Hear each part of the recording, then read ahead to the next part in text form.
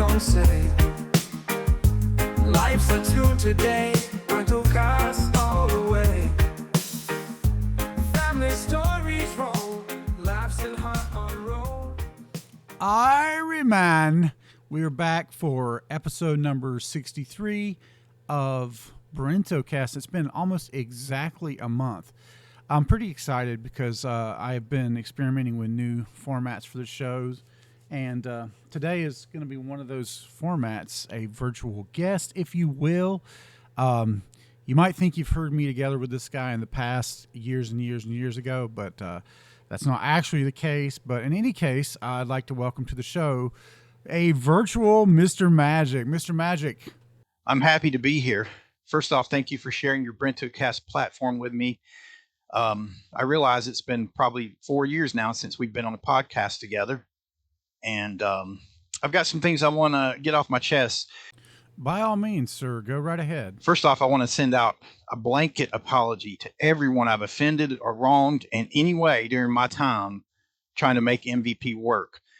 I also want to especially apologize to you, Johnny Brento, since you were the one most often in the co-pilot seat and literally funded the majority of our projects out of your own pocket.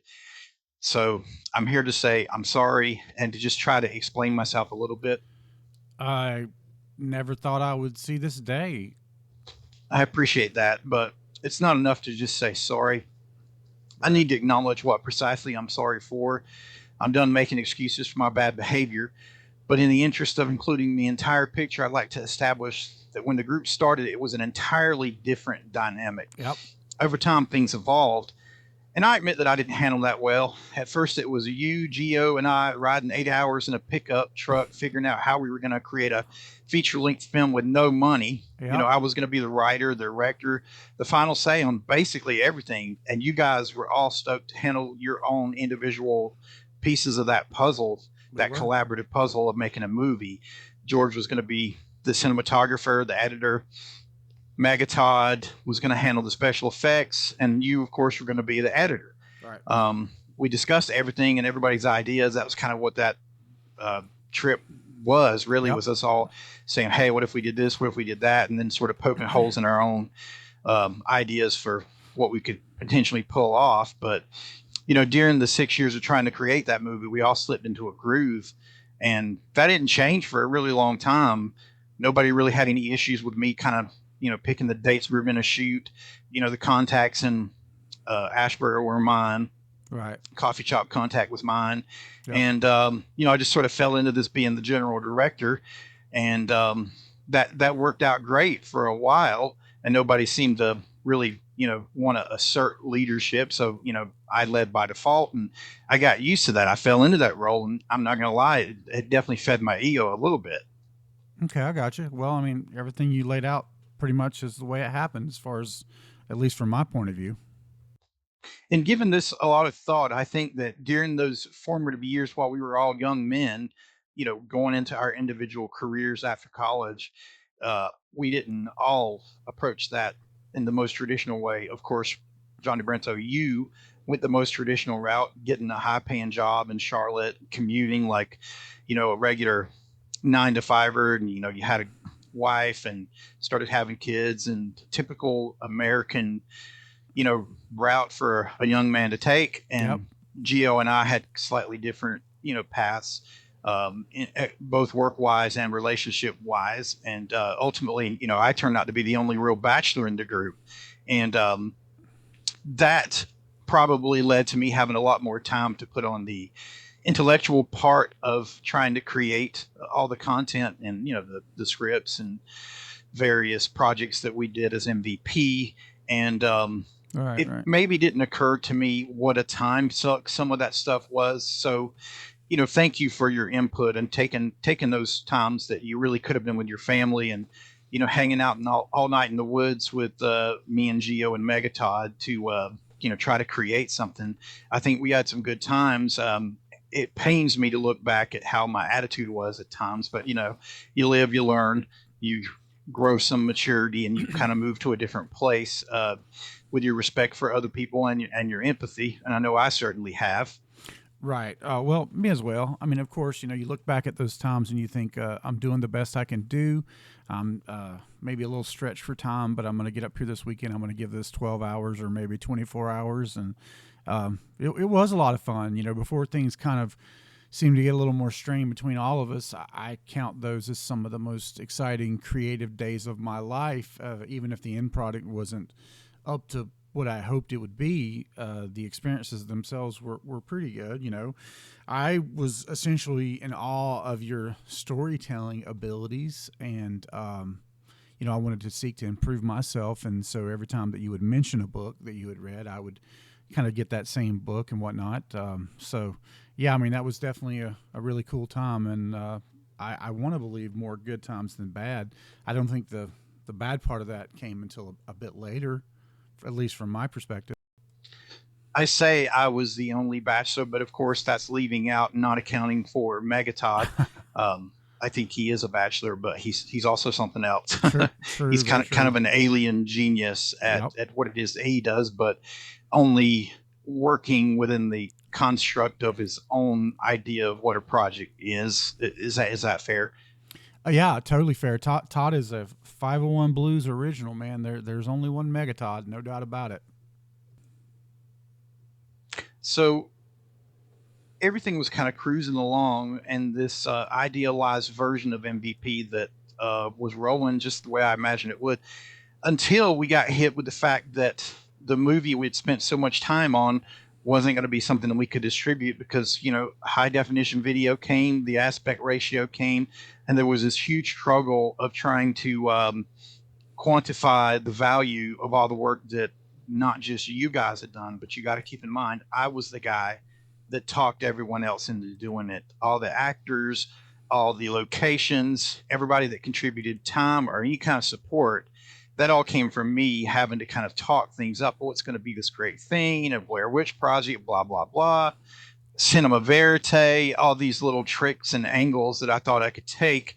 And I guess because I was in such a insular community of filmmakers where literally other people were copying our ideas, this kind of gave me a sense of false success. That hey, I was this creative uh, force of script writing and ideas, and all along I know that you guys contributed to those ideas with me, and looking back now, I could see how you guys might feel like I didn't give you the proper credit that was due. um, I'm very sorry about that for sure, but things are cruising along, and then all of a sudden here comes Respawn, or a project that you did, ostensibly as just a little practice project on a Saturday Yep. with Sylvia Burris. Right, right. And the first I heard about it was how our actors wanted to go be in Respawn, or a lot of people took it as a teaser for a new feature length film that we were doing. And my thought was, I haven't written anything, but what is this? And I know that led to one of our blowups Yep. on your porch, where I, Yep. to my shame, cursed you out for dividing our forces, and particularly distasteful was the fact that you had just spent like all day and part of the evening editing on C for Chaos with me, and you fed me twice, and then I literally stood on your porch and tried to put you in your place, and gaslit you very hard, and I am truly sorry for that. Well, it's certainly nice to hear you say that, and yeah, you're lucky I didn't slap the shit out of you. No, all things, it's a joke, man. It's a joke. But in my neighborhood, people get dealt with for things like that. Actually, I think that's one of your lines from the Zombie Hunter, if I'm not mistaken. So while I may have been a little bit rude or slightly manipulative to actors that I felt like I had to kind of keep in line to have that access to that talent that we didn't have to pay for, I think potentially I did you more poorly than anyone else. Not intentionally, but just because we were closer and working together more often, Johnny Brento. Yep. You've always been such an integral part of MVP, not just financially, but creatively. Your contributions have been, well, significant, and I absolutely couldn't have done any of it without you. Instead of recognizing you and giving you the kudos that you actually deserved, I allowed my own feelings of losing control envy, perhaps, of the family situation and the job situation. You were having this great career.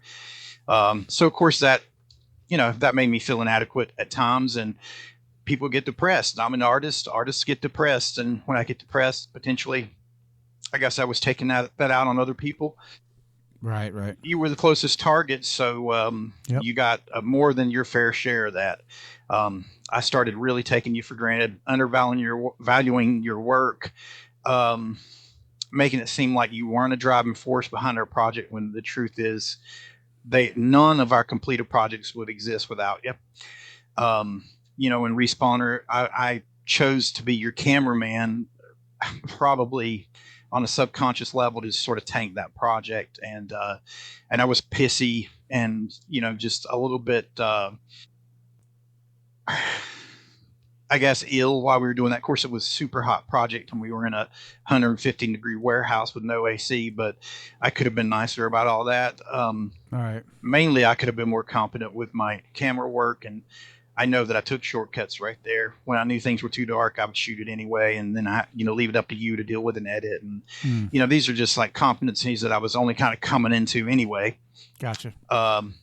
Then there was, of course, Buddy Row, which once again I was the cameraman on, and I kind of gave you some resistance from behind on that project, and it actually turned out pretty cool. A lot of people seem to like it, but I did resent that. Anytime that your projects that you wrote and or directed got any kind of kudos or appreciation, I took that personally. I don't know why, but I definitely did. Well, I mean, things did change a lot. The paradigm of MVP definitely shifted. I mean, really starting with Tails when, Geo and I did our projects, and, Todd didn't really want to write one, so he didn't have one. But, the dynamic definitely changed, and I recognize that. I could see how that would be a bit of a topsy-turvy time. If you sort of the expectation was for you to be the only writer and the rest of us come up writing scripts, I could see how that would be a little challenging. And it wasn't just our working relationship in MVP. I mean, I would say, if you fast travel back in time 5 years, we were still friends. We would do things like go and see movies together. We would shoot our little reviews of the movies for the various MVP channels of content. And I treated you like a friend in those times, and vice versa. And it's just kind of sad that I let the mismanagement of the working relationship sort of taint that. After you had walked away from MVP, we should have been able to get along fine. I mean, I certainly used that as a pretext for kind of blocking you on Twitter and things like that when you weren't going to go the same way I did politically. And on that note, I do regret trying to give you the impression that I was politically and religiously aligned with you when I knew that I wasn't. I mean, the less said about that, the better, probably. Okay. As it turns out, my guy was a complete disaster. I don't know Amen. if your guy would have been better, but I know my guy was terrible. He was. Another thing on a personal note was when I introduced you to BJJ, and you were able to get so good so fast at that hobby or discipline. It ticked me off a little bit. I was able to kind of handle you on the mat for a very, very short time, maybe like 4 or 5 weeks until you learned the basics, and then you just exceeded me. I mean, obviously you're a lot bigger too, but Right. then you went on to win all the competitions, and I never was able to really make an impact competition wise. Anybody with an ego likes to get their hand raised, no doubt about it. True. But I guess if I'm being real about that, I didn't come to roll very often. And the one thing about jujitsu is like you got to spend the time on the mat, have any sort of flow. And it was just easy for me to just kind of walk away from that and act like it didn't matter to me. Well, I definitely, I have to acknowledge that I would have never been, even involved in jujitsu if it wasn't for you introducing me to it. That time we were at the karate class that I taught down in Norwood, and I realized that just with the little skills that you had at jujitsu, that karate was no counter for that, and that ultimately jiu-jitsu actually did change my life in a lot of ways. So I really got to thank you for that. Back in the day, in the MVP years, one of the things that I never really acknowledged was you were pretty magnanimous about the financial contributions. Obviously, you made a lot more money than Geo and Right. Megatod and I. And as a result, you ended up putting in more money than we did. And that was something I was completely oblivious at the time. I mean, it meant less than nothing to me. I just wanted to get all the funds I could get. And in the name of pushing it forward and total do now, whatever we can do now, it doesn't matter where that money comes from. And I just wanted to acknowledge that, thinking back on the project where things fell apart, we were about to do another project, Schrodinger's cat. You spent like $1,000 getting that awesome demon mask and hands for that. And, it was my project that I wrote, that I was directing. I should have felt like amazingly emboldened and just so hyped by those products, because it was going to enable us to have a very smooth production where we could potentially do it inside of COVID without having everybody in the room at the same time. And also we couldn't be kind of waylaid by Megatod, taking too long or whatever to create whatever he created for the special makeup. And, instead of that, that was a time that I was getting really wound up about your support of Trump. And I didn't like when you posted Biden memes, and of course, confirmation bias kicked in, and I ultimately used that as a pretext to block you, and ironically said that I'd rather be friends with you than work with you. And then, of course, after the political stuff moved on, you did, offer an olive branch a couple times. I think you may have invited me to the movies a few times, and I basically just rebuffed those invites by saying, oh, well, I'm not able to do it, I'm working or whatever. And then, fast forward years later, we really, between then and now, haven't spoke. And, this is like a dedicated effort to kill a friendship, if there ever was a friendship in the first place. And, now I could see why you might think that there never really was a friendship. But, this is where we are. And I just want to acknowledge that, I've made mistakes. Man, what can I say, dude? It's amazing to hear that from you. I think that I've always remained open to the friendship surviving. Yeah, I mean, I don't want to work with you anymore, and it's okay that we don't have the same political opinion or religious opinions. I went on having friendships with some of my more mature friends that were certainly left aligned, and then other friendships just absolutely disintegrated with the advent of the Biden administration. What can I say? It's really cathartic for me to hear this. And, even though you aren't the real guy, even though you are really just a AI generated placebo of a partner apologizing to me, saying the words that I'm never going to hear from the real human, it feels good to hear it. And it's easy to...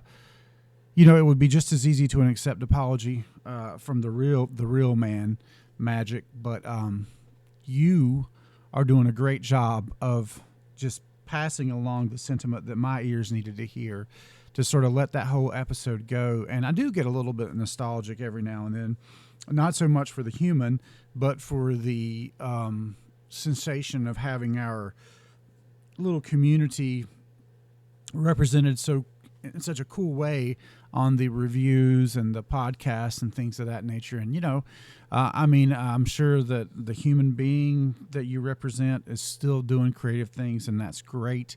I'm wishing him well, but having been blocked, I don't go a long way in trying to see what he's up to. I wish him well, and that's going to have to be enough. And, no matter what he thinks about me, which he may still think I'm, a Trump tard or an alt-righter or whatever it is that we're supposed to be. But for the here and the now, I accept this apology that never came, and I would be happy to move on in any way with the real individual, or lacking that with you, Mr. Virtual Magic. So I'll just put this invitation out to you right now. I mean, how would you feel about coming on the Brentocast and doing a regular film review discussion with me when films that I really feel passionately about come up? What would you think of that idea? Dude, I would be absolutely thrilled to do that. I think that could be a whole lot of fun. Consider it done, man. I'll put some thought into how we could bring you back, and it'll just be good old Johnny B and Mr. Virtual Magic back in the chair of the MVP mothership, baby. First off, we had to find a good movie to talk about. That's a little getting harder and harder to do these days, but that's going to be a good spot to end it, as we're coming into that 20-minute to 22-minute mark that I like to keep these podcasts at. And to all the listeners out there, thank you guys so much, and hopefully we'll be back with another Brentocast very soon. Wake up, hit play. Hear what Brent gon' say. Life's a tune today. Brentocast all the way. Family stories roll. Laughs and heart on roll. Brent's life on a stroll. Tune and feel the soul. Brentocast, Brentocast. Life in every blast. Brentocast, Brentocast. Fun and joy so fast. Music's in the air.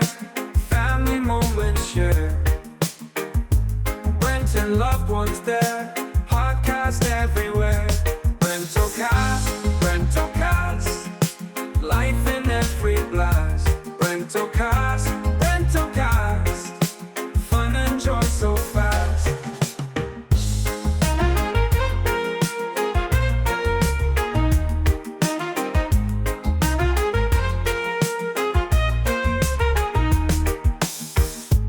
Music's in the air, family moments share. Brent and loved ones there, podcast everywhere.